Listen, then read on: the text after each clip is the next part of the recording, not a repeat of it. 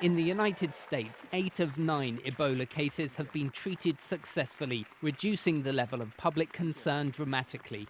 But President Obama's asking Capitol Hill lawmakers to approve $6.18 billion to help fight Ebola and future public health emergencies.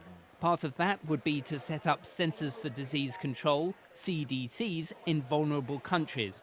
The need is not only to address Ebola now, but the emergency that's at our doorstep to keep Americans safe at home by building CDCs around the world in all these countries. Now, I understand that approximately $600 million of your request would go to doing just that. The director of the U.S. Centers for Disease Control and Prevention, Thomas Frieden, was among several top health officials urging senators to support the funding request. In Nigeria, through extensive effort, because there was an emergency operations center, because there was a laboratory network, because there were trained disease detectives, because there was a public health system that could respond to the outbreak, they stopped it.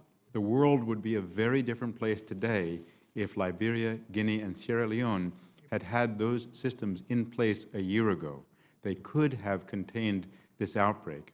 Leading up to the recent midterm elections, Republicans lambasted the Obama administration's handling of the Ebola crisis domestically and indicated opposition to further funding of these agencies. But now, having won control of the next Senate, which starts in January, several key Republicans appear willing to approve the new spending. It is my hope that today's witnesses can assure this committee and the American people that the President has a plan and that the funds he has requested are necessary to execute it.